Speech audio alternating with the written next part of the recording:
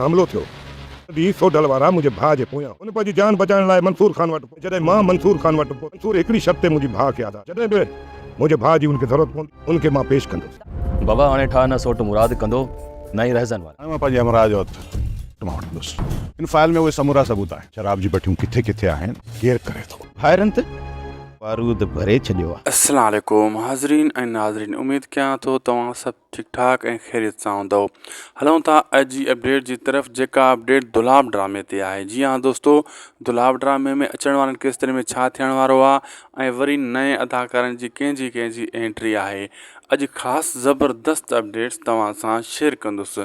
दोस्तो पहिरीं ॻाल्हि त हाणे जेको रहज़न जेको आहे उहो नई चाल खेॾण वारो आहे। उहो मंसूर खान जे ख़िलाफ़ु शाहनवाज़ खान खे अञा भड़काईंदो ऐं उहो इहा ॻाल्हि कंदो त शाहनवाज़ खान तव्हां खां वधीक ताक़तवर आहे, तव्हां हेॾा सारा थी बि शाहनवाज़ खान जे ख़िलाफ़ु कुझु नथा करे सघो, जेको हू जंहिंखे चाहे सटको ॾेई सघे थो, कुटको ॾेई सघे थो। मुंहिंजे भाउ ते पनाह वरिती, उन खे मुंहिंजे साम्हूं कुटको ॾिनई, यानी उनखे भड़काईंदो, इन्हनि खे अञा पाण में विढ़ाईंदो।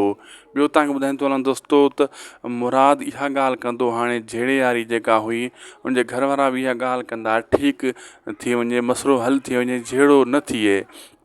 लेकिन उते इहा ॻाल्हि बि थींदी त बाबा हाणे जहिड़े खां असां जेको आहे फ़ैसिले खां घणो अॻिते निकिरी आया आहियूं। इहा ॻाल्हि सोढल बि कंदो त हाणे जहिड़ो जेको आहे न थींदो, लेकिन न इहा सौट रमाईंदो न राज़न रमाईंदो।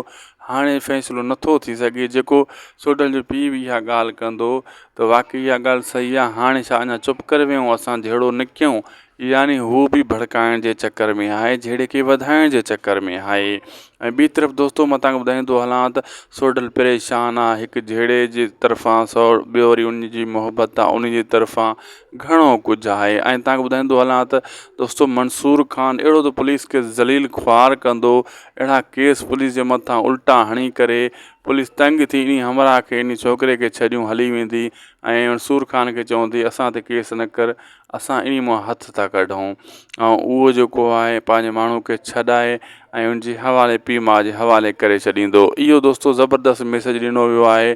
ग़रीबनि सां वाक़ई सरेआम ईअं ज़ुल्म थींदो आहे, लेकिन उनजो को ख़ैर खां न आहे हूंदो। हीउ हिकु मंसूर खान जहिड़ो माण्हू ॾेखारियो वियो आहे जीअं रियल में ईअं कयो वञे।